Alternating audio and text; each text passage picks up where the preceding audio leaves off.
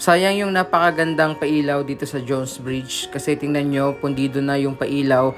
Actually, ang ganda ng reflection ng ilaw ng Jones Bridge dito sa tubig ng ating Ilog Pasig. At hindi lang yan, maging dito nga sa mismong Esplanade, Pasig River Esplanade, ay meron na ring mga lamppost, mga ilaw na pundido. So, papakita ko sa inyo, ayan, yung ilan sa mga nakita natin ngayong gabi sa pagpasyal nga natin dito na mga hindi nang umiilaw na mga poste or lamppost dito po sa Esplanade.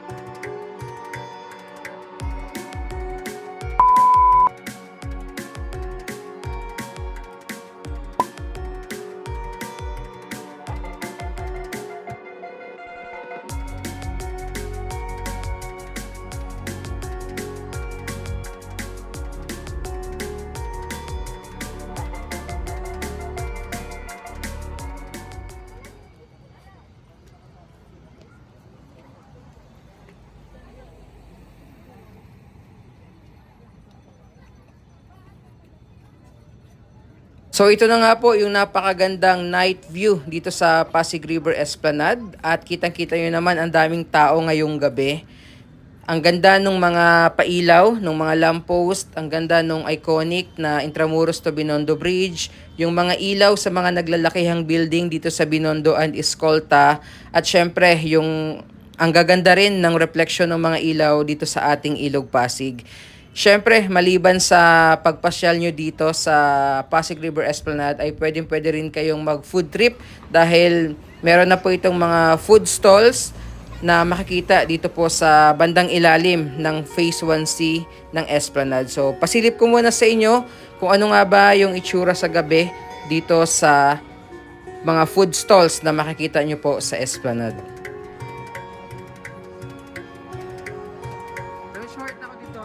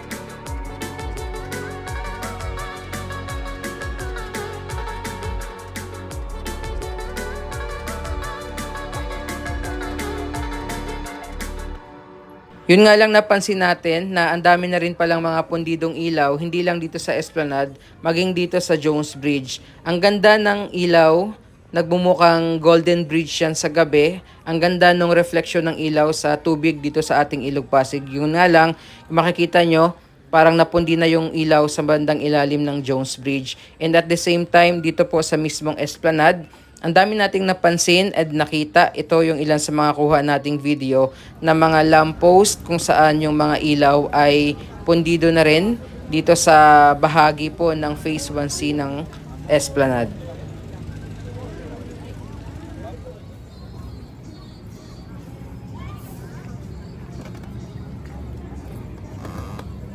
So tingnan natin yung itsura ng Esplanade dito sa taas po ng Intramuros to Binondo Bridge. So curious po ako kung ano nga ba yung itsura niyan, lalo pat almost complete na nga itong Phase 1C, yung hanggang dito po sa may Plaza Mexico.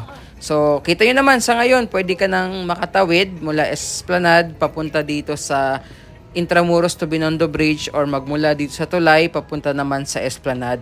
At hindi lang po sa Esplanade maraming tao, no, dahil hanggang dito sa taas ng Tulay ay ang dami rin talagang namamasyal, tumatambay at nagsa-sightseeing dahil sa napakagandang city lights or yung night view dito po sa bahaging ito ng Maynila. So ito yung mukha niya, yun nga lang, pansinin niyo, no, hindi pa umiilaw or hindi ko sure kung defective ba yung ilaw sa part na to kasi parang bago lang din nabuksan, no, yung part na to ng Phase 1C. So baka hindi pa okay yung pailaw sa may banda dito sa dulo kaya naka-off pa or hindi pa ganun kaliwanag. So ito yung itsura sa taas and kapansin-pansin din talaga yung Jones Bridge. So parang 1/3 na lang or 1/4 ng tulay yung may ilaw. And the rest po ay napundi na. So napakaganda din kasi tingnan yan dito sa Esplanade, yung reflection ng ilaw ng Jones Bridge sa Ilog Pasig. And ito, dito mas magandang tingnan yung Esplanade, no, yung Phase 1C dahil kahit papano ay maganda yung mga pailaw noon lang post. Dito kasi sa bandang dulo ng Phase 1C ay hindi pa umiilaw or siguro pundido na rin yung ilang mga ilaw dito. Gaya dun sa nakita natin sa previous part po habang tayo nga ay nag-iikot-ikot dito. So ayan, maglakad-lakad muna tayo and grabe ang ganda ng kulay nung ilaw paakyat doon sa hagdan and maging dito sa pinaka-railing sa may bandang taas po ng Esplanade. So lakad muna tayo ulit and pakita ko naman yung bahagi magmula dito sa may dulo ng Phase 1C papunta doon sa may unahan po, no, bago dumating ng Jones Bridge.